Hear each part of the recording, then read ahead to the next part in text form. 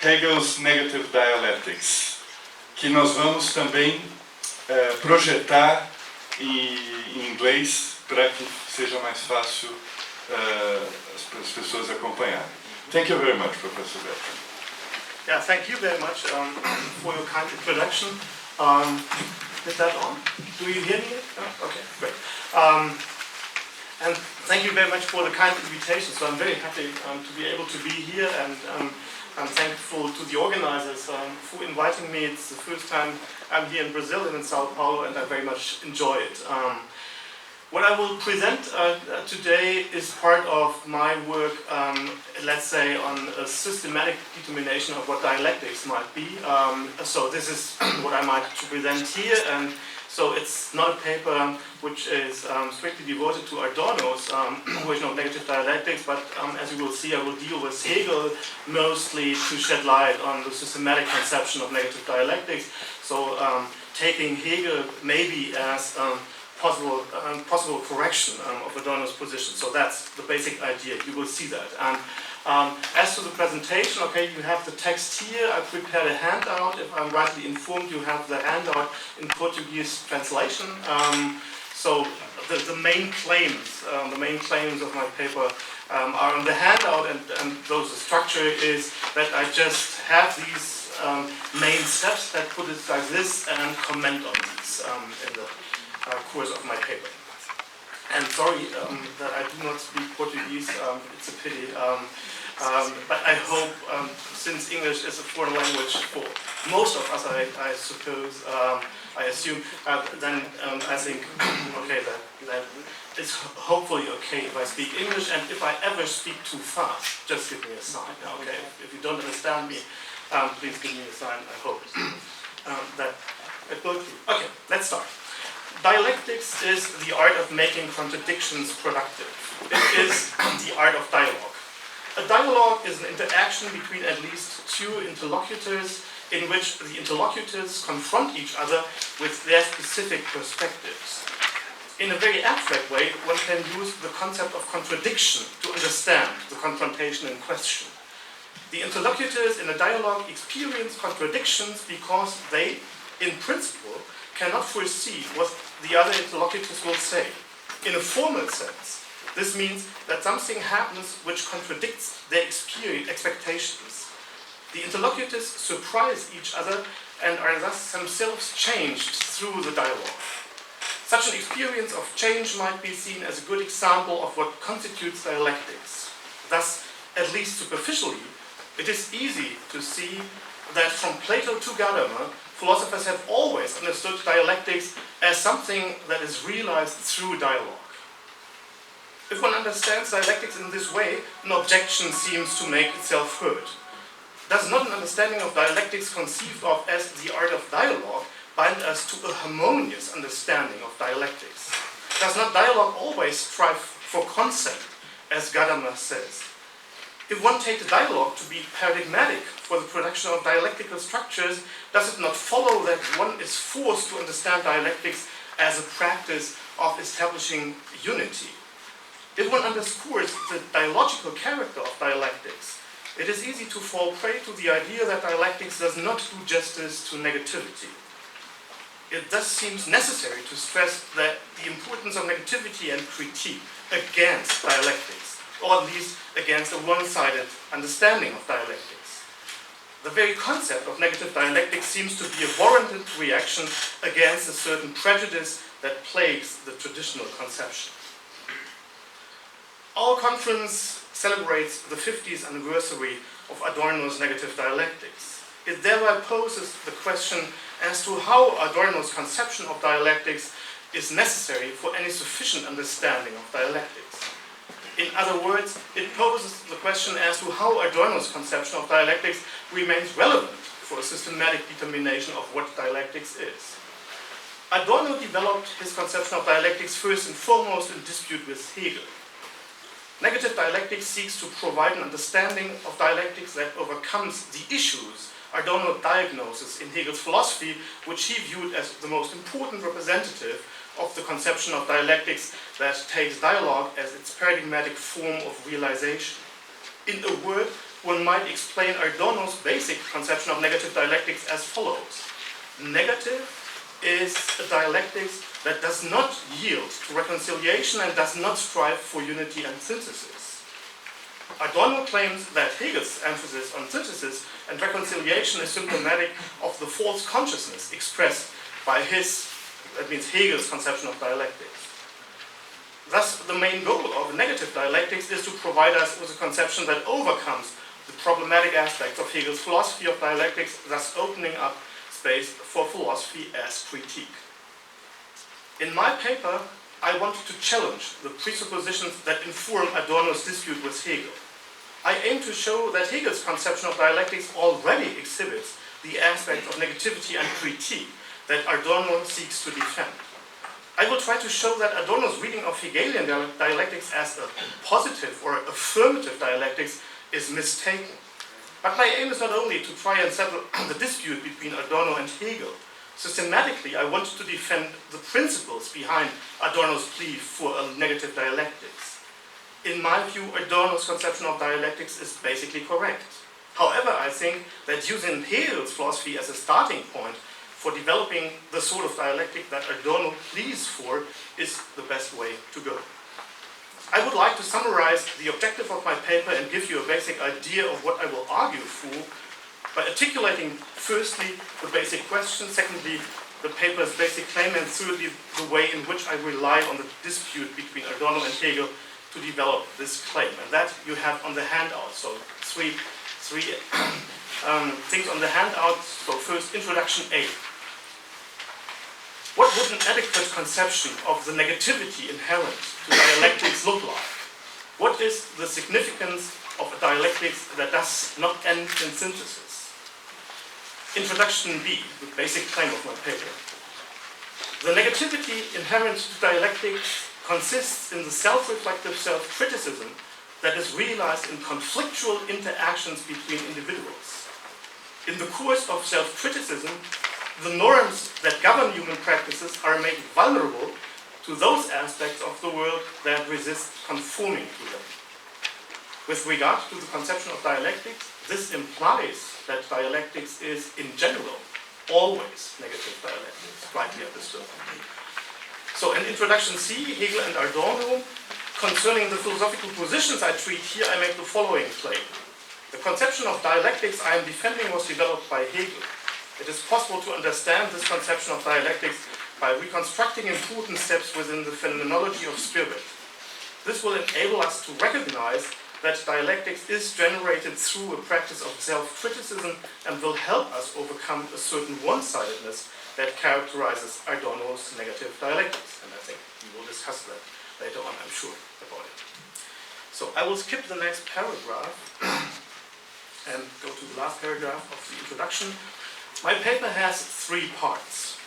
In the first part, I will reconstruct the conception of dialectics that Hegel develops in the phenomenology of spirit. In this context, it is of particular importance that we conceive of absolute knowing, so the last part of Hegel's phenomenology, as a practice of self-criticism. This is important to understand it like this. The second part is devoted to the question of how practices of self-criticism are structured. Further, it asks how these practices allow one to expose oneself to experiences of aspects of the world that resists one's own norms. The third and last part will address the differences between Hegel's and Adorno's respective conceptions of negative dialectics. As to the form of my paper, it is structured by 8 further claims that you find on the handout as well, and I will read out the capital letters to indicate where I am, so you will hopefully be able to follow me. I will comment on these claims in the course of my reflections. And as to the time structure of my paper, the parts will become shorter and shorter. So the first part is kind of long, then the second part is a little shorter, and the third part is even shorter again. Good. Am I slow enough? Yeah? Is it slow? Okay, great. So, first part, self-consummating skepticism. And you may understand that that's a quote of Hegel's introduction. So it's kind of, in German it's sich vollbringender Skeptizismus. So that's what I will comment on. The introduction of Hegel's phenomenology of spirit does not address the concept of dialectics in a very explicit way. Nevertheless, Hegel develops methodological reflections that can greatly help us understand what his negative dialectics might look like. Hegel's phenomenology aims at analyzing the complexity of the constitution of knowledge. It does so by showing that more or less simple conceptions of knowledge are one-sided abstractions of the complex picture one needs to draw in order to reconstruct the constitution of knowledge. For those who defend a more or less simple conception of knowledge, Hegel's analysis provides a path of despair, ein Weg der Verzweiflung, as it is in the German wording. They experience the negation of what one might call their claims to knowledge. What they take to be knowledge proves to be no knowledge at all. This is a good starting point for our reconstruction of the way Hegel conceives of negativity as the motor of dialectical structures. And this is A, and you have it on the handout. Experience is generated if claims to knowledge are negated, and thereby both the conception of objects and the claims to knowledge related to the respective conception of objects are determined anew.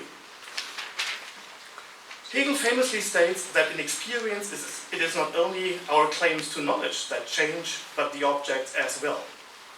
I think we should understand his claim as saying that conceptions of knowledge always have two aspects. They combine a conception of objects and a claim to knowledge related to the conception of objects in question. In most conceptions of knowledge, these two aspects are not in harmony, but contradict each other.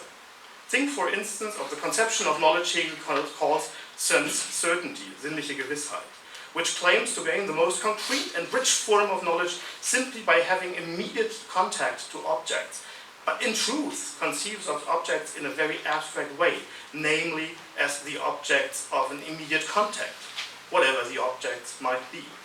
Thus Hegel demonstrates that the claim of being able to gain the most concrete and rich form of knowledge contradicts the conception of objects tied up with this claim.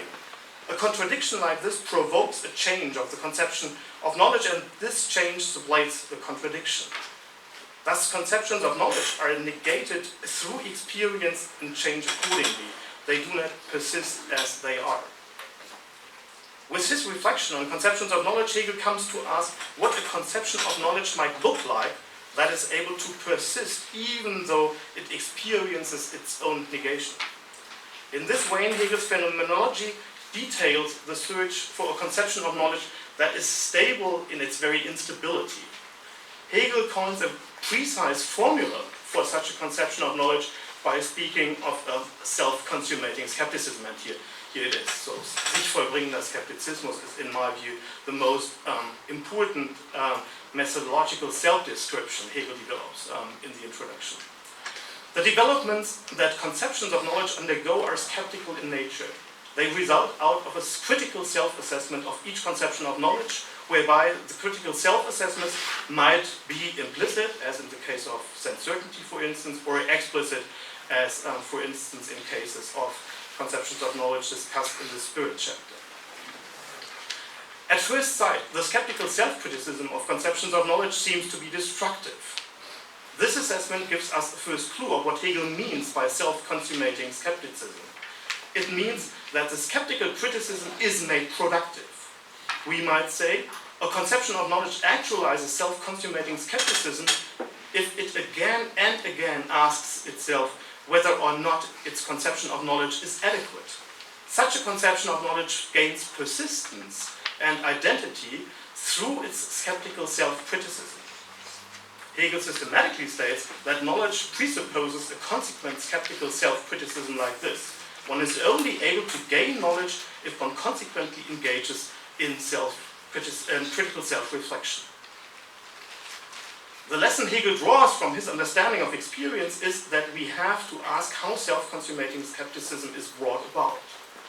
Through the different conceptions of knowledge discussed in the course of the phenomenology of spirit, Hegel elucidates some necessary aspects self-consummating skepticism consists in. Since this is not the place to develop an extensive interpretation of Hegel's text, I will restrict myself to discussing two further steps in Hegel's analysis. And I will now superficially characterize these steps and then comment on them in a more extensive way later on. The first consists in an important turning point in Hegel's reconstruction. At the beginning of the Spirit chapter, Hegel turns his attention to practices within the community.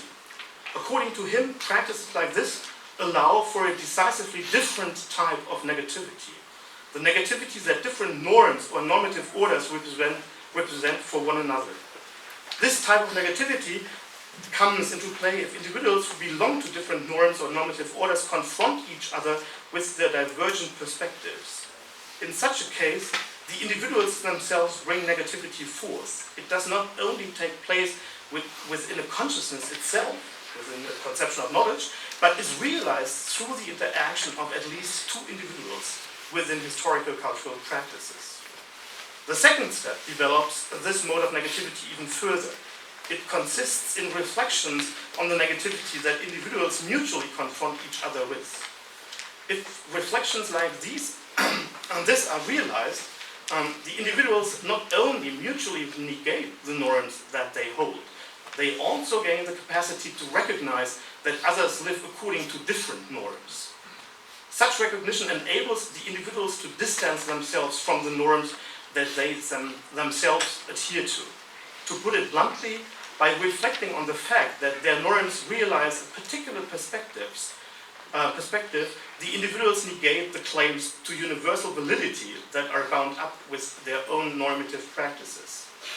The self-negation effects an opening of the individuals towards the world. The reflection on particular normative perspectives allows one to recognize that the norms one adheres to do not do justice to all the aspects the world confronts one with. Aspects that resist conforming to one's own norms come to the foreground. In this way, self-negation is productive. It prompts a correction of one's own norms by allowing them to be affected by the world. In terms of negativity, the negativity that different perspectives of individuals represent for one another is used to produce an openness for the negativity of the world as an essential aspect of the movement of cognitive structures in general. So this has been a short summary of the issues I'm interested in. I will now give more detail with regard to the two further steps by first summarizing them in a claim that I will comment on afterwards. The claim goes as follows, and that is B. You have it on the handout once again. The negativity of experience is sublated if individuals confront each other with different claims to knowledge. If this does not happen in the form of a mere collision, in which the individuals do not realize that they hold different claims to knowledge, but in the form of conflict, which means that the individuals reflect on the fact that they hold different claims to knowledge and try to deal with their differences, then negativity is produced by the individuals themselves and thereby made productive. The next step, which I take to be decisive, a decisive one, and this gets now that's further explanation of what I've already shortly characterized. So the next step, which I take to be a decisive one in Hegel's phenomenology of spirit, is situated at the beginning of the Spirit chapter. Hegel relies on Sophocles' tragedy Antigone. He interprets the tragedy as a collision of two different normative orders, and I hope that this is more or less common ground for all of us, so that you know a little bit Hegel's analysis here. Two different normative orders which he calls the human and the divine law. The human law is the law of the polis, of Thebes. Hegel calls it human because it is established through historical cultural developments within human communities. In Sophocles' tragedy, Creon is the representative of the human law. The divine law is the law of the family. Hegel calls it divine because it has no historical cultural basis. Nature is the basis of the normative order which reigns over the members of the family. In the tragedy, as you all know, Antigone acts as the representative of divine law. I won't go into the question, an interesting question in my view, as to what Hegel articulates systematically by distinguishing human and divine law. I'm only interested here in Hegel's interpretation of the confrontation between Antigone and Creon. To understand the confrontation in question, it might be helpful to recall how the protagonists act. Hegel is very clear in how he understands the actions of both Antigone and Creon. He claims that the respective laws that they adhere to dictate their respective actions. Both Antigone and Creon stand in a relation of immediacy to the law that determine their action. They are not able to distance themselves from the normative orders that define their identities. This means that they cannot understand that they act on the demands of different normative orders. Since they do not grasp the differences of the perspectives that they realize, they are not able to deal with the differences in question. In cases in which contradictions of perspectives become relevant, as in the case of Polynices' death, there is no possibility to diffuse them. Thus, the contradictions are uninterruptedly made into reality. A complete breakdown takes place, as is illustrated by the end of the tragedy. The confrontation of Antigone and Creon is a mere collision. A collision, so that's a kind of an attempt to define what I mean by that, is a confrontation of different normative orders in which these orders are destroyed through the confrontation. In a more extended sense, we might say that the negativity Antigone and Creon experience in their confrontation with one another shows no structural difference from the negativity that consciousness experiences in its confrontation with the world. The lesson Hegel draws from his interpretation of the confrontation between Antigone and Creon can be articulated by introducing the distinction between collision and conflict. Antigone and Creon are not able to enter into a conflict with each other. Thus, we have to understand what they have to learn in order to develop a conflict. A conflict is a confrontation of different normative orders in which those who confront each other with their different perspectives grasp the differences in play. If a conflict is realized, the confrontation of different perspectives becomes productive. The individuals who enter into conflict with one another establish a form of community by conflicting. So there's a community of conflicting parties. Here a new form of negativity is developed. It is a negativity that enables those who negate each other's norms to realize that they have something in common. In this way, the negativity becomes part of the community of the conflicting parties. The individuals develop the negativity with their behavior towards each other. In a conflict, the differences between normative orders are the basis of the generation of a new common order, I would like to say, an order of conflict. Imagine that Antigone and Creon were able to enter into a conflict with each other, so counterfactual. So this is now counterfactual reasoning.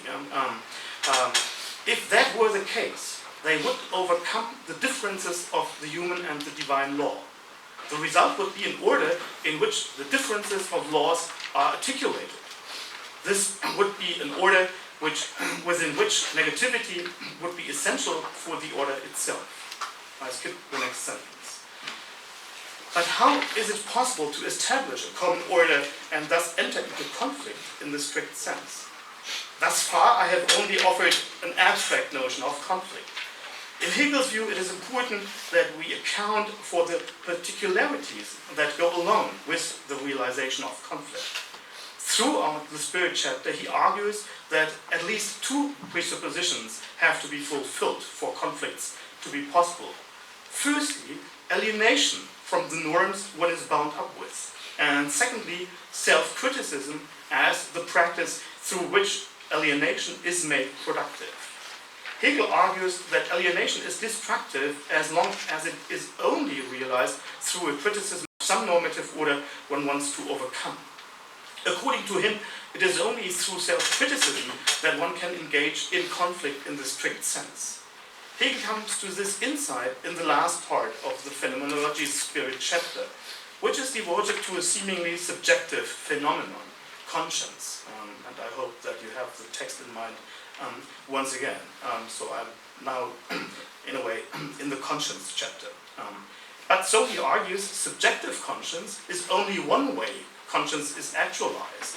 Another way is what one might call objective conscience, and what, that's my interpretation, Hegel later calls absolute spirit. So that's a way of conceiving of conscience in an objective way. Such a form of conscience is realized if individuals commonly reflect on the particularity of their perspectives. Only with this, the reflection on the particularity of negativity of individual perspectives is conflict realized in the full sense. My third claim seeks to articulate the systematic relevance of self-critical practices in the realization of conflict. So, and that's now C, and you have it on the handout once again. A conflict presupposes that a common order is established which allows individuals to articulate criteria that enables them to explore the differences between their perspectives. Practices of self-criticism are the basis for such a common order. They allow the conflicting parties to become self-conscious of the ways in which they negate one another's norms.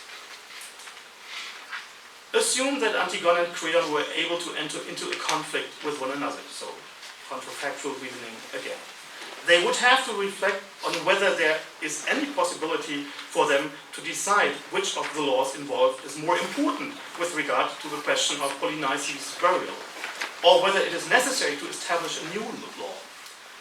This would necessitate that the conflicting parties be able to articulate criteria for reaching a decision. For instance, they could argue that humanity necessitates one to grant everyone a burial, whether he be an enemy of the polis or not.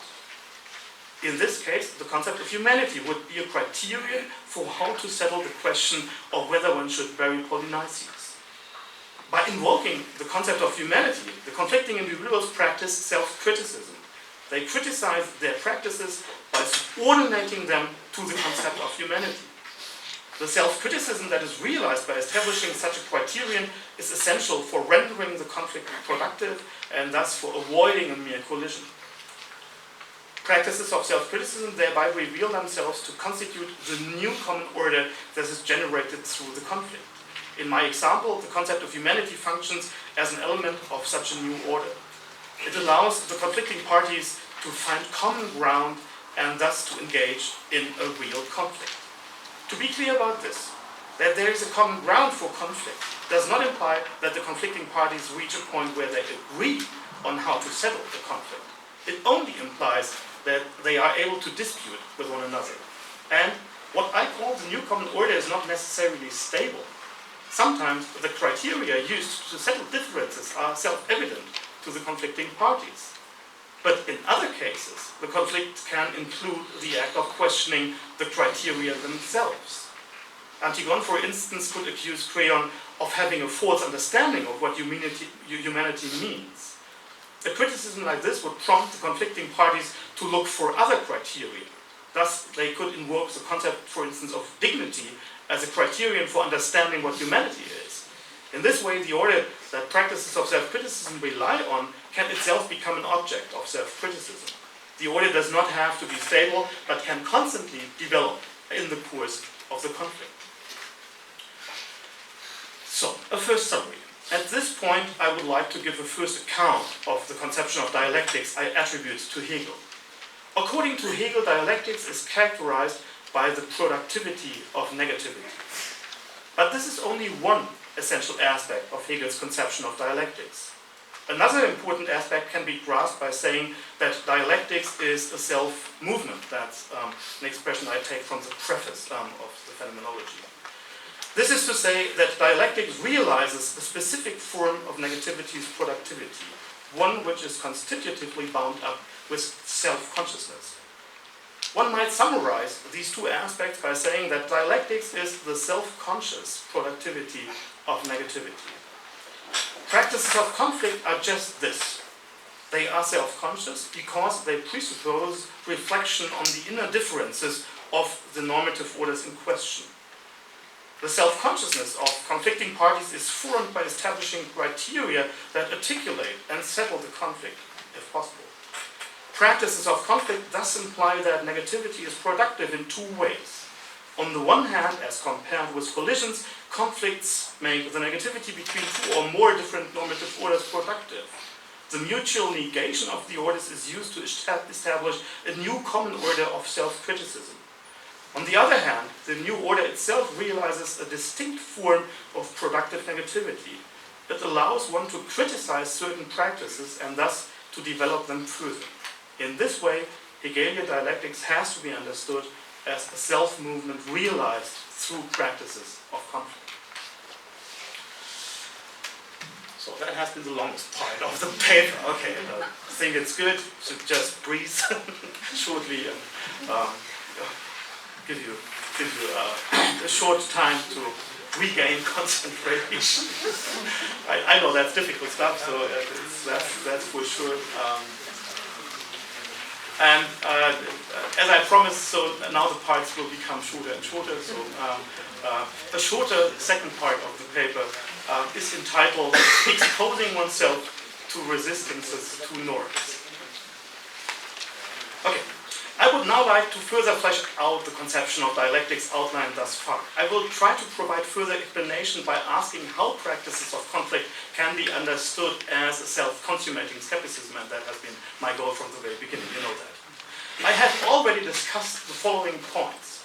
A self-consummating skepticism is a skepticism that realizes itself through conflict. This means that at least two parties negate their particular perspectives together by engaging in practices of self-criticism. Practices of self-criticism develop skepticism in a specific way. They inaugurate a skepticism that one does not fear, but that one understands as forming one's own identity. In other words, they inaugurate a skepticism that is productive. To better understand the productivity in question, I follow Hegel's conception of absolute spirit as providing more detail about the conception of dialectics that I would now like to develop further. First, a short remark about practices of reflection. And in a way, that's a side step. So that's D, and on the handout again. The realization of dialectics presupposes practices of reflection because practices of reflection are the medium through which practices of self-criticism are realized. It is important that we not limit our notion of what constitutes practices of reflection to conceptual practices alone, but that we include artistic and religious practices as well, to name just a few on Hegelian grounds. After the systematic conception Hegel developed in the phenomenology of spirit, he never ceased to emphasize the fact that art, religion, and philosophy all have a common structural place within the realization of spirit. This commonality can be articulated by saying that art, religion, and philosophy are practices of reflection through which a community is constructed. We have already acquainted ourselves with the conceptual tools that allow us to have a better understanding of what this means. Art, religion, and philosophy are practices that allow us to stand in conflict with one another. That's the lesson I would take from Hegel. Although these practices have a common rule, they differ in how they allow conflict to take shape. Although they have a common role, yeah, you read it correctly, I think. They differ in how they allow conflict to take shape. Conflicts are not only articulated through conceptual activity, but also in the form of the sensuous material thematization of historical cultural practices, so that is art, so at least Hegel's conception of art, and in the form of religious representations. The criteria that lay the foundation for a conflict between different perspectives within a particular historical cultural practices are articulated in plural ways. It would be interesting to go deeper into the question of how critiques that are not realized via conceptual practices should be understood within this framework. But so that would be an interesting question. Maybe we can come back to that in the discussion. But I won't do this here. I only want to stress the importance of art for critique in general. And that's maybe a remark on critical theory in general. After Adorno, Habermas initiated an important turn in critical theory.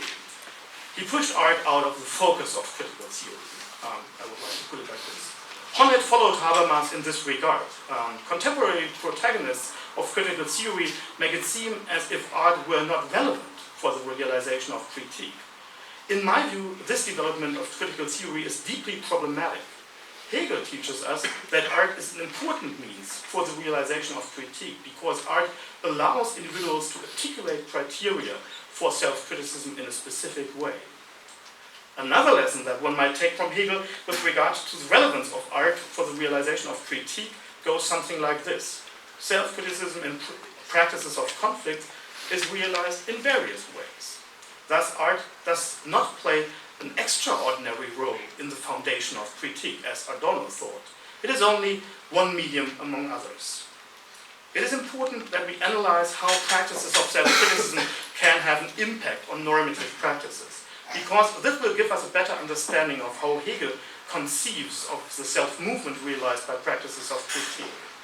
My fifth claim grasps an aspect I take to be of particular importance, and that, in a way, one aspect I'm mostly interested, the aspect I'm mostly interested in, and that is E, and you have it on the handout. Practices of self-criticism induce a distance from the norms that govern particular historical cultural practices.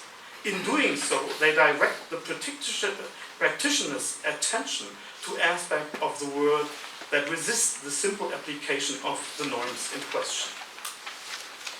It might be helpful to return to the example of Antigone and Creon. Let us suppose again that they have successfully entered into conflict in the strict sense. They discuss the difference of the normative orders they belong to and agree that humanity is a criterion for determining what to do next.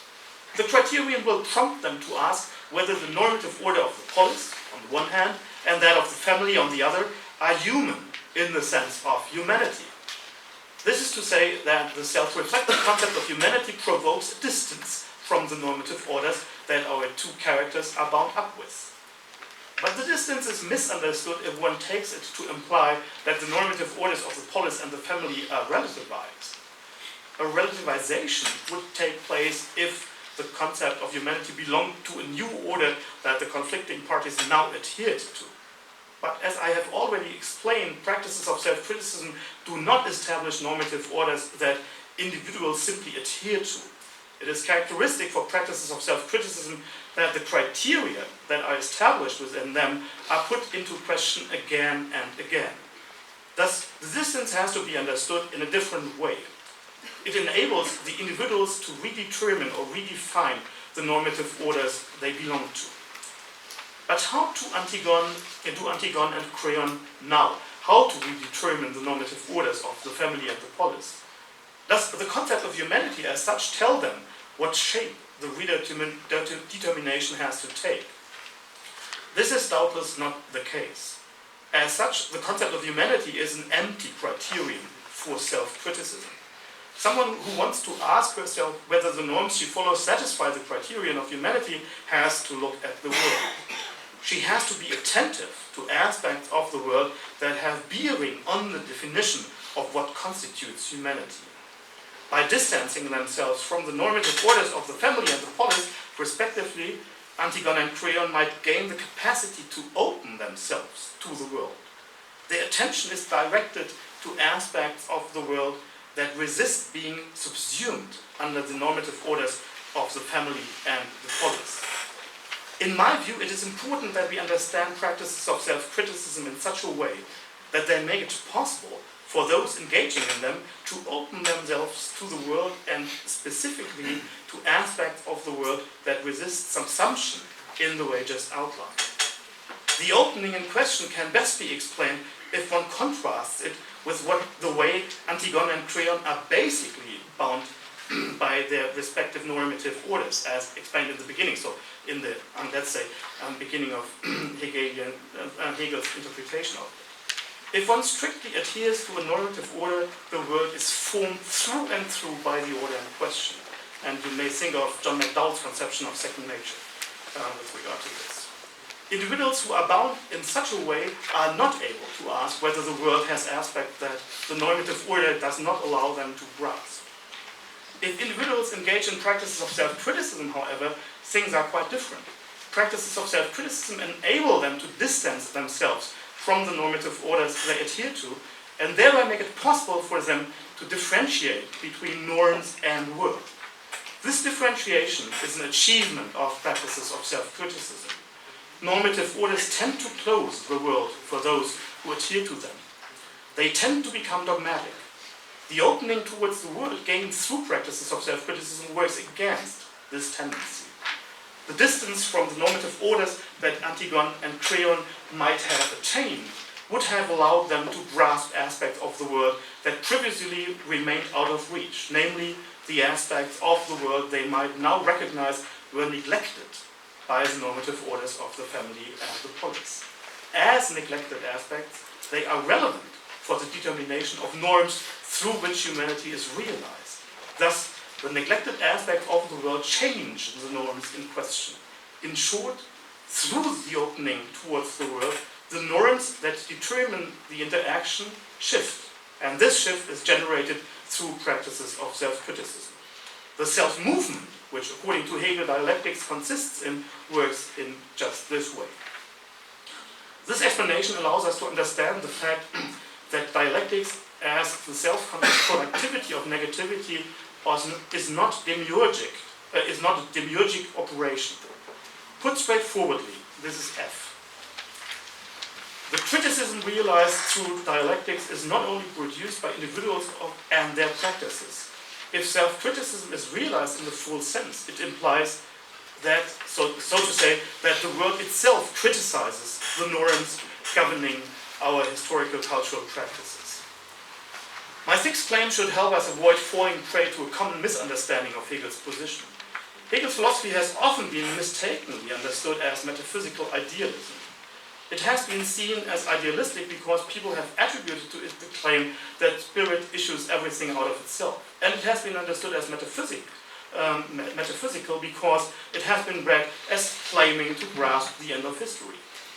In this way, there is a tendency to understand Hegel's conception of dialectics as implying an all-encompassing synthesis. But this, I think, is a mistake. Hegel's conception of dialectics does not say that world spirit issues everything out of itself. If one understands Hegel in this way, it is impossible to do justice to his dialectics of nature and spirit to take just one shortcoming of this interpretation. Again and again, Hegel insists that nature has to be understood as the other of spirit and as such as being identical with spirit. In other words, nature is identical with spirit as something that generally resists it.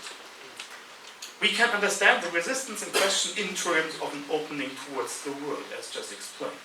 The self-movement of spirit can only take place if norms established in historical cultural practices can be disrupted by how the world is. If practices of self-criticism open one towards the world inscribes itself into the norms that have not done justice to certain aspects of it, and thus develops the norms further. In this way, the world is part of the self-movement of historical cultural practices, but not as something that would always already be integrated into spirit. The world is part of the self-movement as a source of resistance. Thus, self-criticism is misunderstood if one takes it as implying that individuals engage in critical activity only in order to decide who they want to be. Self-criticism is consequently realized criticism of norms by and through the world.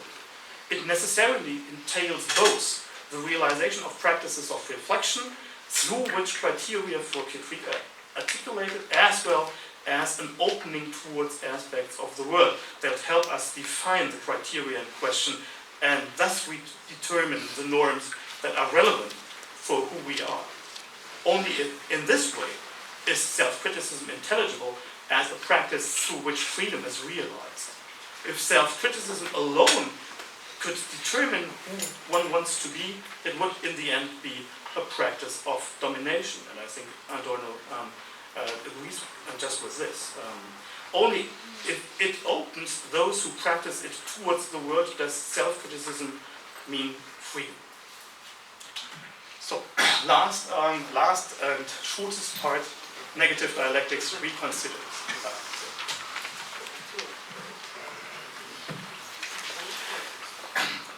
And it's really short, so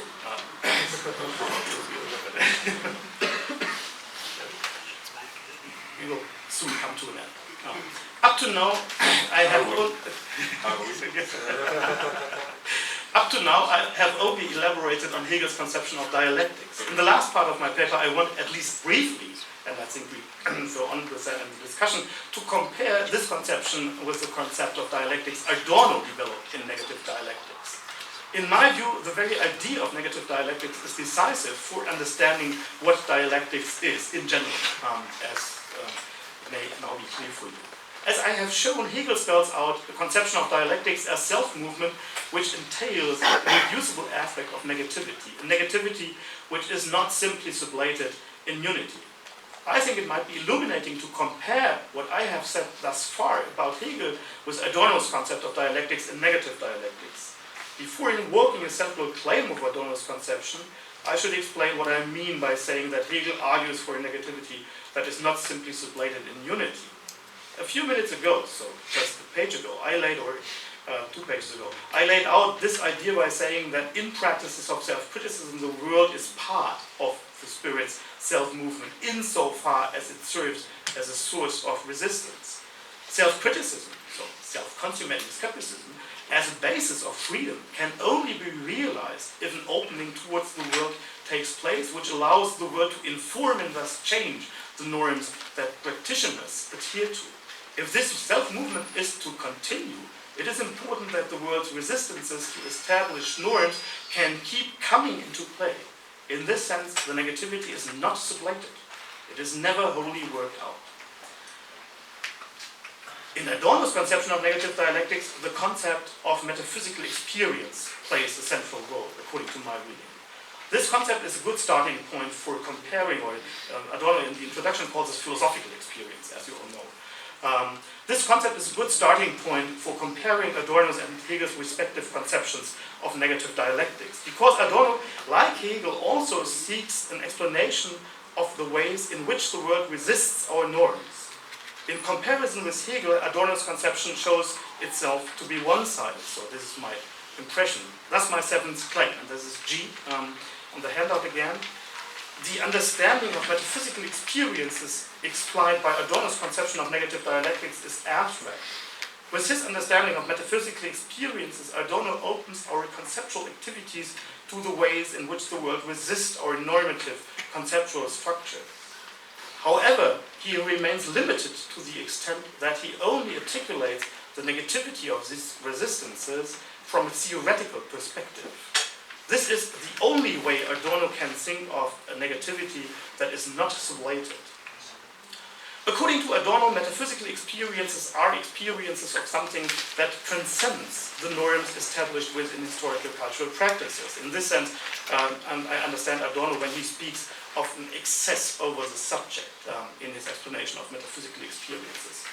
The model of an experience like this is the all-encompassing happiness of a child at a place that means the world to her, like Adorno's Auerbach, very famous, you all know that. Characteristic for Adorno's account of metaphysical experience is the claim that the conditions of modern life have made it more and more difficult to have metaphysical experiences, as this life, modern life, is determined by an all-encompassing structure of norms. I take this claim to say that the power of resistance, particular to metaphysical experiences, cannot realize itself in modern life. Thus, the negativity of metaphysical experiences has, at least at the historical juncture in which Adorno was writing, no real practical relevance. It can thus only be understood from a theoretical perspective. These claims imply a sharp distinction between what has the capacity to resist established norms and what does not. The immanence of everyday practices within a historical cultural form of life does not entail anything, according to Adorno, that would be able to resist the norms that guide the practices in question. In consequence, what is able to resist is thought of as another realm of immanence, which Adorno characterizes with his concepts of mimesis and the prevalence or priority of the object. What is able to resist the norms that guide everyday practices on the one hand, and the very norms of everyday practices on the other hand, are conceived of as two realms that are detached from one another. But this means that Adorno simply lacks a full conception of resistance. A full conception of resistance would imply that what is able to resist is the other, of immanence. Not another immanence, but the other of immanence. Adorno's one-sided, and by that I mean theoretical conception of resistance, has important consequences for the concept of resistance against norms of historical cultural practices. For Adorno, resistance in the end is only a theoretical possibility. It is the possibility of a completely different realization of negativity. But if resistance is understood in this way, it means that the only alternative left for us is to develop a different type of normativity like mimesis is. But this is too abstract a notion of resistance. I therefore propose that we overcome Adorno's one-sidedness with Hegel, and we do that in Adorno's sense, so just in this sense to go with Adorno in the end. And this is H and the last claim on the handout. The claim goes as follows. Hegel's conception of self-consummating skepticism allows us to take a practical perspective on negativity and its productivity. According to Hegel, resistances of the world are an irreducible aspect of the realization of dialectics as critical practice. The negativity of the resistances in question is not sublated because the practice of self-consummating skepticism continually turns back to the ways in which the world resists our norms. With his conception of dialectics, Hegel defends the idea that the self-movement of skepticism enables resistances of the world against norms to redetermine these norms in a productive and thus practical way. This self-movement presupposes that the world can confront us with things that are neglected by the norms of certain historical cultural practices. In other words, things that are lost on those who adhere to the norms in question. With that, Hegel defends a conception of resistance within immanence. His conception of dialectics allows us to overcome the abstraction I have attributed to Adorno's conception.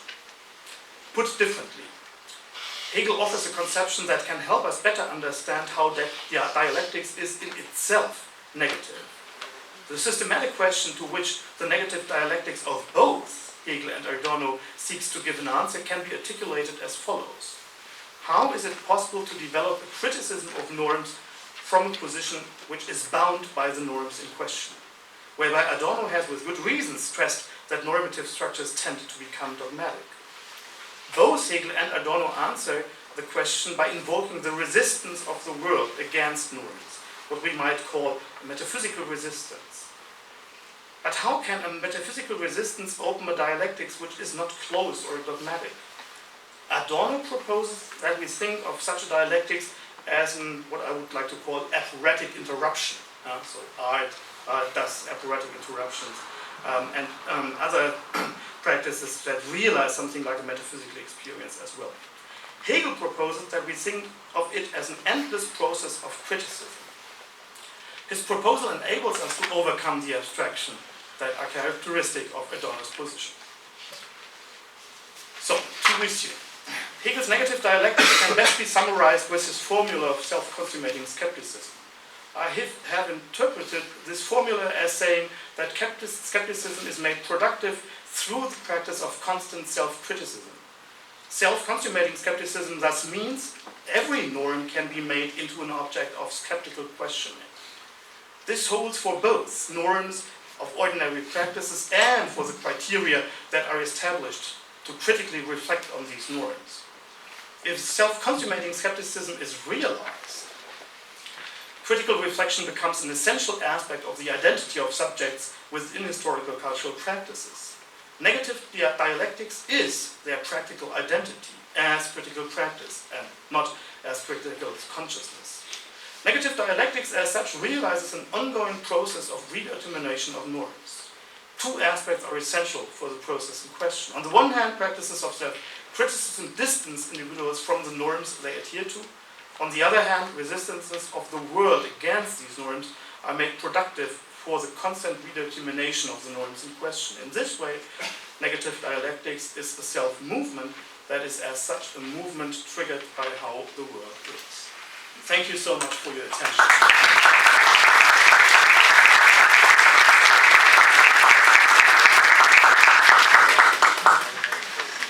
So, thank you very, very much, Professor Bertram, for very stimulating contribution to our discussion. I confess I found myself wondering in the path of despair by the task of posing questions to such a dense and articulated paper.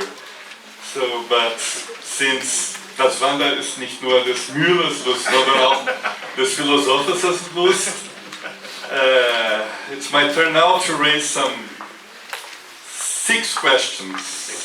So, ich hätte das früher geben sollen, in the hope that we will be able to explore together and with the participation of the audience some of the main issues and presuppositions of your very, very deep and dense paper.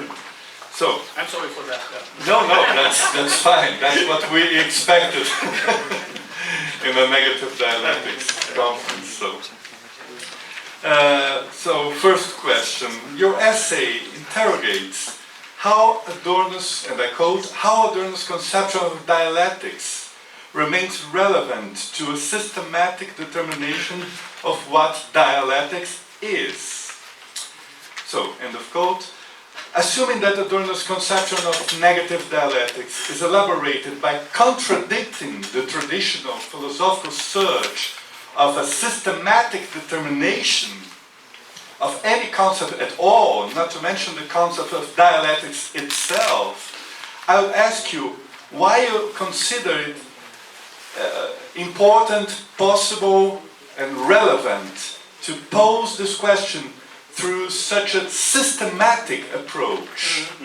If the realm of dialectics condemns strict definitions, how can we expect to define rather than historically and philosophically expose what dialectic is? And I'm quoting you again. So, afterwards you can choose whatever question you like to answer. And you can come back on what you would like to press me on. Okay, thank you. So, you also speak of an, I quote, adequate conception of the negativity inherent to dialectics, end of quote. I'm not sure if I've grasped your argument quite well. Adequate regarding what? Third question. I begin by quoting you again. The negativity inherent to dialectics consists in the self-reflective self-criticism that is realized in conflictual interactions between individuals. So, if we consider that the concept of self or individual is for Adorno, and I would say also for Hegel, historically at stake in the beginning and in the end of the geistliche Prozess, how can we discuss dialectics still? So I agree with your critics on Habermas and Honneth regarding the role of art and the supposition that Adorno has just aestheticized the philosophical debate. Yeah. I agree completely with you.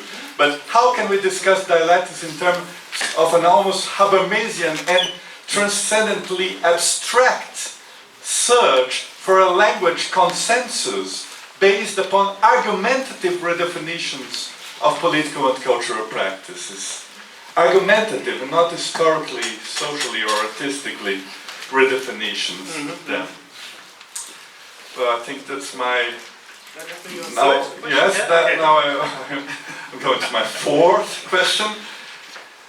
In your first argument, you've offered a very interesting reading of Hegel's interpretation of Sophocles' Antigone. Discussing the tragedy, you propose a couple of unwritten variations. So, I'm quoting you. Assume that Antigone and Creon were able to enter into a conflict with one another. So, I found it very stimulating, this thought experiment. But, let me be a bit skeptical about it. Can we even assume that?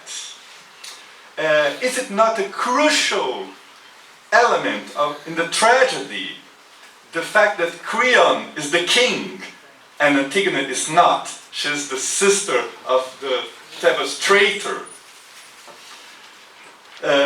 Power is at play here. And that seems to me fundamental for the discussion of the dialectics between individual, family, and reason state.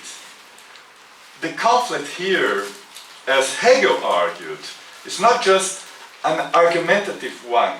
It could be seen as one argumentative conflict, but it is not, because it's integrated in the artistic representation of a peculiar historical problem in a peculiar historical form, the tragedy. The rise of individual self-determination against the common order imposed by fate and by the plot, and not extracted through rational discussion by the power of tradition and of the state in the most primitive form, of course. So, how do you analyze, assuming the point of view that Antigone and Creon could have entered in a conflict, the tragical moment of the play that is so important for Hegel and for Adorno, I would say, as a form, an artistic form. So my fifth question, I think, I quote you again. Practices of self-criticism induce a distance from the norms that govern particular historical cultural practice. My question is, how distant is that distance possible? I mean, we are not only rational beings, but we are informed, even unconsciously, by the particular historical cultural practice. I use your terms. So, the zweite Natur. No? Is it not an important development in Hegel's and Adorno's philosophy that historical cultural praxis, as configurations of different figures of the spirit, of the Geist, can only be criticized from within and not from a distant or abstract point of view? Why the search for a distant point of view? Yeah? And finally, one of the most important aspects in Adorno's philosophy is the defense of the essay, as you know, as a form of art, of political and social criticism. I.e. the praxis of criticism of specific artworks or cultural phenomena as the practical face of theoretical thinking, of theory. If we take into consideration more than 20 volumes in which Adorno exercised his dialectical criticism, resisting, and I stress this word, resisting the status quo and common sense, how can we argue that, and I quote you, for Adorno, resistance in the end is only a theoretical possibility?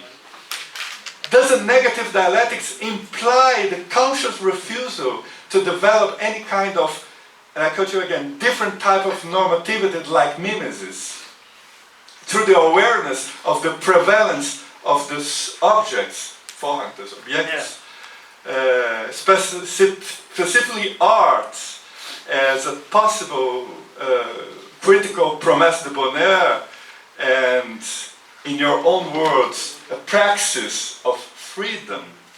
So thank you very much again for your very interesting and thought-provoking lecture. Okay, so thank you so much for your questions. Should I now?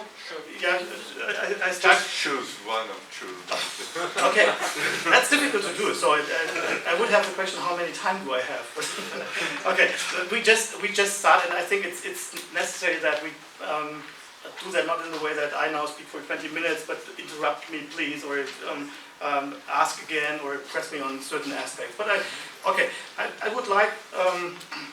Firstly, to say that I completely understand all of the questions you raised. So it's kind of, I think they are perfectly well chosen with regard to what I propose, and in the end, I hope that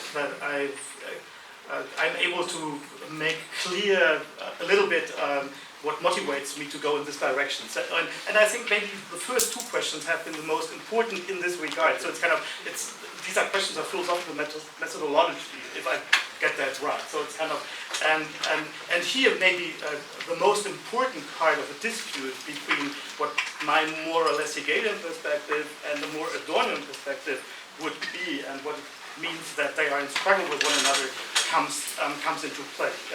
And so I think it's all about, so you asked me, why do I think that it's necessary to say something, excuse me, why do I think that it's necessary to say something about what one could call a systematic determination of what dialectics is, or a systematic determination of what the negativity inherent to dialectics is. So that has been the first two questions. And I think it's questions about how do I understand conceptual work? What does it mean to work conceptually? And that is in the end, what does it mean to do philosophy? And so my understanding of conceptual work and what I mean by systematic is just that I argue conceptually, in a conceptual way. And I understand concepts in a way that they are always in movement. So to determine something systematically does not mean that we end with a definition of a concept in a way that now it is clear for once and for all what the concept is and how it has to be understood. So I take my own paper, for instance, as moving concepts through the paper. So it's kind of, it's a development of a concept and a development in which the paper, in best case, is part of the development in question. So I don't understand concepts as some kind of stable entity or so. So that does mean that means that I think it's important to understand concepts just in the way Adorno understands his, in a way, anti-conceptual activity. So den Begriff mit dem Begriff zum Stottern bringen. So to make the concept, what is stottern in English? Good. Come on, you understand me, I hope. Yeah? So to interrupt conceptual activity with concepts. So it's kind of, one could put it like this. That's what Adorno aims methodologically at. But I think that is just conceptual work. Yeah? Conceptual work is always interrupting concepts with conceptual work. Yeah? So, and in that way, Adorno, in my view, is mistaken of presupposing that conceptual activity is an activity which yields to identification only, so to identity only. I would question this idea of what concepts are in Adorno. So, and I think Hegel is more clear about this. Conceptual activity is always movement. It's never stable. So a concept, to determine a concept does not mean that we end with a concept which is then fixed, but it's a step in the making of the concept to determine a concept. And that's how I understand my own work. So I would say that what I propose here as determination of what dialectics, or what the negativity inherent to dialectics is just part of moving this concept. So it's kind of developing these concepts in a way, and then you or we in the discussion together can move this further. So it's kind of, it's not ended with a kind of definition which says, so that's the concept and now we have to swallow this or go. This is not the idea. It's the idea that there's a concept, a consequent development going on, and that just means that I think this is perfectly in accordance with Adorno's basic methodological ideas, but I think he's mistaken to understand these ideas as being directed against conceptual work in the full sense. It is conceptual work in the best sense, in my view. So the work. Yeah. So there is always work on concepts, and we develop concepts. So that's just why I insist so much on self-criticism. So it's kind of, we are always working on the concept, and by working on the concept, we are working on us. So we bring us further through the work on concepts we do. And what I have proposed is, in best case, part of this. Yeah. Okay. So I understand the first two questions as pressing me to say more about how I understand conceptual work, and so that's my answer to this. Should I go further? Yes. Should I go further, or do you have questions? No, but if you want to say something about the others, no problem. Okay. So let's go further. So in a way, from what I just tried to explain, you may gain an idea of how I answer the other questions. So if the question, for instance, the next question, the third question of yours, about in which way do I rely on the conception of a self or an individual in exposing my position, I would say something in a very similar way. So saying that it's not the idea that we have to have a stable conception of what a subject or a self is. So, and that in a way we have kind of an ahistorical notion of a subject or self or an individual. Nevertheless, we have, and I think that this is something both Hegel and Adorno agree on. If we want to conceive of a practice of freedom, we have to have something like a structure of selfhood to realize a practice of freedom. So in the practice of freedom, something like selfhood is always structurally necessary, a necessary part of that. But how selfhood is realized, that can be realized in very different ways. So, and it can take the shape of a very, let's say, individual realization or a more communal realization. It can have the form of conceptual articulating myself, or it can more have the form of by artistic activity articulating myself. So in that regards, the conceptions of what a self or an individual is can change dramatically through history and through cultures, I would say. So, so the idea is not that we have something stable here, something which we can, from a philosophical perspective, determine in an ahistorical way. That's not the idea. The idea is more to just grasp this as, let's say, a necessary structural aspect of what a practice of freedom consists in.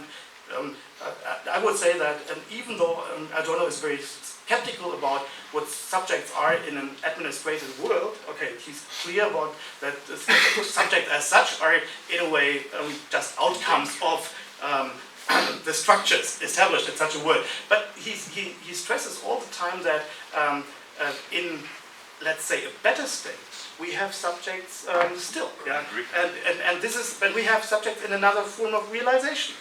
I would like to put it. Or he speaks sometimes of something like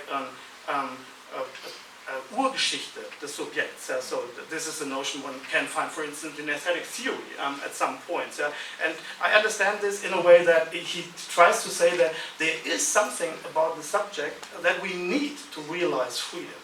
But in a way we must free the subjects from being subjects, and by this just becoming subjects. So that's an apparatic structure, I take it. And in this way realize a practice of freedom. But I would say that in that way the conception of selfhood or individuality I invoke have to be understood as, let's say, put it like this, in itself flexible, in itself not fixed, indicating a fixed structure, but only a structural need that has to be fulfilled in some way. Yeah. Okay. Should I go on? Okay. Okay. Now the fourth question. So the question about, I take it, it is in the end the question about the role of art. So my interpretation of the tragedy and what the tragical aspect of the tragedy is. So first maybe it's helpful to say something. So how is the paper structured, and why did I think that this may be a good way of exposing it, even though it's more illustrating that it involves this contrafactual reasoning. So if you think, for instance, of the structure of the phenomenology and the parts I involve, I think it's clear that so there are at least three essential conflicts Hegel deals with. So first, the conflict of master and slave, then the conflict of Antigone and Creon, and then the conflict of the two consciousnesses in the consciousness chapter. So the acting and the judging consciousness, as Hegel calls it. So that are in my reading of Hegel's text, That are the three most essential conflicts. And so I take it that Hegel, in the consciousness chapter, explains a conflict between two individuals, two self-consciousnesses, in terms of two, namely the acting and the judging consciousness. So I understand Hegel in the way that he says, okay, here we have a structure of conflict that really realizes conflict, whereas Antigone and Creon did not realize conflict, and thereby the tragic end has been the only option. Yeah. Okay. In that way, I would say that it had only been for the sake of better understanding that I made Antigone and Creon look like the acting and the judging consciousness. So that, in a way, that has been my way of spelling that out. And one could easily say, okay, now change this, go earlier to the consciousness chapter, and explain it with the material you find there. Okay, that would have been a possibility. But another way is, or another aspect to answer this question is the question: what does Hegel think how the tragedy works? So why does he invoke, and that is a methodological question pertaining to the phenomenology as well and to Hegel thinking in general, why does he invoke Antigone as the place? He invokes it. And I take him as arguing that the tragedy has been a practice of self-reflection in ancient polis states. And it has been the means of overcoming the tragic apparatic situation. So it's kind of by just going to the theater and seeing the tragedy in this way, in a way that was first a way of reconciling the order of family and of polis. Yeah? For classical, let's say classical citoyens of essence. Yeah? So they, by seeing the tragedy, in a way overcame the problem which is illustrated by the tragedy. And I think Hegel explained that as a practice of reflection. So in this way, the tragical aspect to the tragedy is absolutely essential for in a way, teaching aspect, reflecting aspect that the tragedy realizes. And in this way, I understand Hegel's concept, and I think that's in a way fine with Adorno as well. So to say that in a way, what the artwork shows is a different way of dealing with things. Okay, and so it enables us. So, but Hegel has a very positive notion of that. Okay, Adorno has no more negative notion of that. He thinks, okay, there is no real possibility of realizing, okay, this other way of being that the artwork might teach us. Whereas Hegel has the clear idea that sometimes, at least, artworks teach us things, but we really can use to develop societies further. And so I take his interpretation of the tragedy. Yeah. Can I just a question about this point? Because I understand, well, I have a bit of question, but I will try just to one. I understand your point of view, but I ask myself if the problem is not your distinction, let's say your restricted distinction between collision and conflict. Because in a certain way, when you try to use Antigone, say, well, there is just a collision. Maybe this could be a conflict in certain perspective. I have the impression that you have, let's say, a very sharp distinction between these two. Let's say a productive negativity and a non-productive negativity. But if we can try to say another thing, for example, we can say that every real conflict begins as a collision. In a certain way that every real conflict will say, well, the problem is not just the polis must to open itself for the diving law and so on, but the structure of polis must to be destroyed. As the structure of divine law must disappear. The two places are totally partial. then it's not possible, for example, I understand the position of George because it's not possible let's say a second reading of Antigone, where Crillon will be, let's say, much more rational and say, no, let's try to understand, let's introduce what Antigone wants to say. And because the question is, this collision must happen, because the structure of polis it's outside the time. So it's not. This cannot be conserved. Absolutely, no, I completely agree, Vladimir. It's clear that only, let's say, in a conceptual, abstract way, I have a clear distinction between what a collision is and what a conflict is. But I would like to use this concept by just saying that with conflicts we always have, let's say, the danger, the threat, to fall back into a mere collision. So that this is always inherent to the conflictual structure of societies. So, and I think that Hegel wants just to show this, that we have at the bottom of conflicts, we always, like you said, we always have collisions. So the first way, what enables which enables maybe us to enter into conflict is the representation of the collision. And this is just what the tragedy of Sophocles is doing. So the tragedy of Sophocles represents a collision, for in a way enables us, or enables Athens society, to enter into conflict. So to model in a way the collision in a way that out of the collision is something developed which might be a conflict in the end. So then there might be a discussion, okay, what is the right of the family, what is the right of the public society, and in which way is it possible to reconcile the family on the one hand and the civil society on the other hand. But it's clear that no stable solution of this can be found. And that means that the collision is always possible, once again. So think of, for instance, of what Hegel calls the hard heart in the conscious chapter. There he is very clear that the hard heart is a collision. So it's it's a realization of a collision in terms of conscience. So that if in a way the way one, namely the acting conscience, is in a way confessing itself, is not answered by the other, a mere collision happens, and everything breaks down. He says it's the highest way spirit is in a way defeated or so. The exact wording in German is höchste Empörung des Geistes, he says. It's the hard heart. So if the confession is not answered, so it's necessary for us to always regain ways of critically reflecting on ourselves together.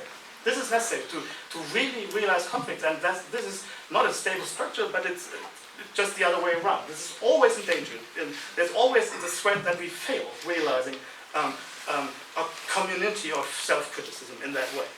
And so I understand Hegel as politically pointing at the idea that this is what we have as the thing most worthy, most worthful for us. That we develop structures of self-reflection, of exposing ourselves to critical perspectives on ourselves. Okay, and just a word with regard to that has been your fifth question. I think since our time is running out, maybe we should open the floor for questions, and we can discuss it later. Yeah, absolutely. So, questions. We have 1, 2. First one, please. Okay, it's on the matter of tragedy too. I think I'm more Professor Bethlen on this one. In the following sense, I think it's possible to surpass the problem of form if we remember that this particular form of tragedy is not inherent to the genre. If we go to Dorsey, for example, we find a different solution to a singular problem. One in which the very problem of power, which you reminded as a kind of problem here in Professor Bertrand's explanation, is given another direction. We have Orestes competing with the Furies, where Yeah. persecuting him for having killed his mother, and Athena comes from the heavens and mediates between the two. Right? This is more of a Habermasian kind of trend. Deus ex machina, somos Now, Habermasian. no, it's interesting because if we go to Adorno and Horkheimer's definition of strategy in the future industry chapter, right? We have the pseudo-tragic modern form of tragedy in the movies, and then the classic one. The classic one involves the punishment of ogres, right? And the modern one includes the reintegration of the hero to the social world. Now, if we conceive of Euripides and Sophocles as participating in a kind of common cultural background, they're not exactly in the same period of time, but they're close enough, right? We can take them both as somehow embodying different partial moments of rationality, right? I agree with you in that sense. I think Hegel chooses Antigone in the sense of picking a play which embodies a particular form of rationality which collapses. Now the question would be, from an Adornian point of view, which of the two, in the context of the modern world, has critical power? It cannot be assumed as something universally critical, but something always referring to their context, right? Adorno will choose probably Antigone, right? Because he's always insisting on the idea that the very experience of collapse in the modern world is what has critical power. Going on the way of the Aristotle, on the other hand, would have for him a kind of more reformist feeling, right? But Habermas would disagree. So I think this is the way to mediate between the two. We should probably conceive the plays as embodying different kinds of rationality, competing in the same cultural background.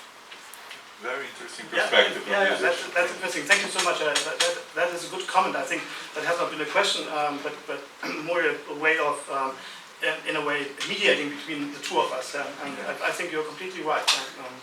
Thank you. Thank you. That was beautiful. I mean, in a way, if you bring Hegel to Adorno, you're welcome. The more I like Thanks.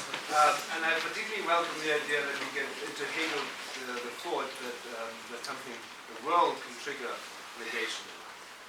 I still wonder whether you get Hegel enough to the Adorno. In particular, I wonder, it relates to some of the questions already asked, I wonder whether the framing is so important. And I wonder whether the framing sort of spoils it. The framing you start with is it has to be through the conflicts of individuals. And then, once you have a conflict of individuals, then you go to the world to refine the norms they operate in. But that means you already have an intersubjective framing which starts it off. Now, imagine we would live in a world where intersubjectively we don't get enough friction anymore. Because of ideology, or culture industry, or whatever, etc. Then, if we don't get enough friction within the individuals anymore, the world doesn't impinge on us anymore enough to actually disrupt our norm. And there, it seems to me, you're not getting enough on the negative side. Because Adorno wants to say, not necessarily that the world has to be like that, but we might have found ourselves in that situation where the intersubjective friction isn't enough anymore, such that the world, we turn to the world to devise our norm. And then if you always go for the intersubjective lens, you end up not overlooking the negativity there. Thank you, Fabian. Okay, that's perfectly fine. And in a way, you could say that's just.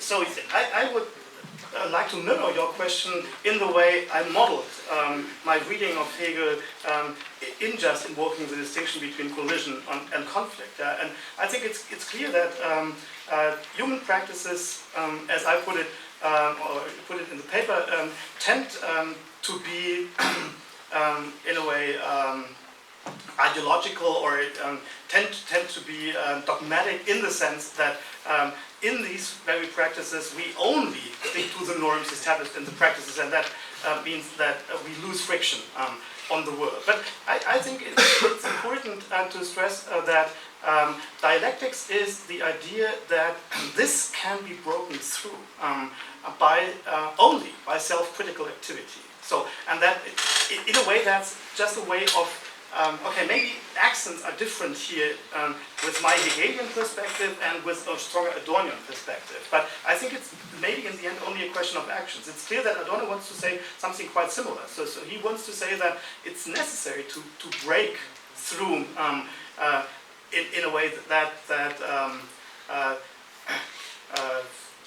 a whale of the norms we inhabit, and in that way that this breaking through is necessary, and he models that among others in terms of metaphysical experience. So metaphysical experience is an experience that gives us such a breakthrough, and I would say, okay, we have to understand that as belonging to practices of self-criticism. So it's kind of, we have metaphysical experiences, for instance, in dealing with artworks. And what are artworks? In this sense, they are parts of practices of self-critical reflection, self-critically reflecting our conceptual or normative activity as human beings. And now the question is, what do we think, how effective can these breakthroughs be? Okay, and now the accents are different in my understanding between Hegel on the one hand and Adorno on the other hand. So I would say it's necessary for a conception of dialectics to say that these breaking through the veil of our everyday norms is necessary. Something which is realized in a practical way. And we need it in a practical way. We misunderstand our own practices. If we don't understand our going, for instance, to the mass pier as inducing aspects of self-critical breakthrough of certain forms, for instance, of seeing. So we go to the Cézanne paintings, for instance, and okay, the Cézanne paintings in a way teach us seeing in a different way. Okay, and this informs our everyday practices. So we go out of the mask, and this changes somehow. Not everything changes. It's always, it's never stable. So the change is not an achievement we can be happy with and say, okay, good, well done. But it's always in a way threatened. It's always in question. But nevertheless, I would stress this, let's say, productive, practical aspect as I did in the paper. Okay, that maybe is the difference of accents. I see, but I think Adorno wants to say, he wants to say, okay, we can't have this. If we have this practical outcome, then it's part of the friction, the spinning. It's necessary fails to realize something. But I think it's just that we can't understand our practices as we understand it those ways. So we have to understand that we really change something, if not much, but something in dealing with these things. And another point would be, interesting, you know that I'm often concerned with questions of the philosophy of art, and something which always interests me there is that it's necessary that we conceive our dealing with artworks as yielding to different aspects. So it's not the case that all artworks just do the very same thing. So they do not all remind us that we, in a way, fail to break through and give us sort of a negative utopia. So it's different if we read a poem, or if we go to the opera, or if we go to the mass. It affects different aspects of who we are, who we want to be, and in that way it has concrete aspects to it. That's something which is very important for me. So art is a plural practice, and sometimes I think that Adorno perspective tends to reduce the pluralism to just one point. So it's kind of that all artworks, if they succeed, do the very same thing. And I think that's problematic. So we have to have an account of what art is, which enables us to have an understanding of the plural ways art affects our practices. And very different ways. So if not, we do not understand why we have such different art forms, and why it's worthful to have such different art forms in our practices. Okay, but only, I know that it's not complete. Thank you. But I have a quick question, a little bit linked with the other question, because actually I don't understand. It's very quickly. I don't understand what the word is doing here. Because, okay, I understand, for example, your strategy to use word as a kind of pole of resistance, and let's say a kind of motor for the self-criticism. But My question, I think this is the difference between, maybe the difference between Hegel and Adorno, because should we have a positive definition of word? Or word is just, let's say, a negative definition? It's just a point of resistance.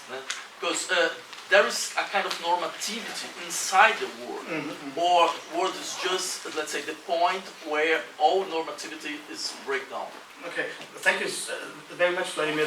That's a good question, and that brings me to the first, to our first interaction. So the question of how to understand conceptual activity. I would say that the world is both. It's in a way negative, as it brings our concepts to move, or our norms to move again and again, but it's positive in the way that it already has informed our norms. So we have just no concept of what humanity is, if not the world has informed our thinking of humanity in some way. So, and in this way, the world and what the world has triggered us to think about humanity is part of the very positive conception, if you would like to put it like this. So I would say, in the way that concepts are always in movement, in the way they have been informed so far, the world has been a positive part of the concept formation. But it always has to be a negative part as well to stay concepts in movement. So that, for to say concepts in movement. So in this way, I think we have to understand it in both ways. So it's part, and only in this way we gain an understanding of how conceptual activity or our normative activity in general is something which is only always temporarily structured. So it has always a history. So it's not an ahistorical. If we think of conceptual activity in an ahistorical, we could, for instance, say that, okay, here is our norms and there's the world, and it's only negative to the norms. But the norms are always in the making, and our conceptual activity is it as well. And in this way, the world has, again and again, to inform it. It has to, it's necessary that there is this aspect of resistance and negativity to it, but as well the aspect of informing the norms and concepts. So thank you very much. Thank you so much for your attention.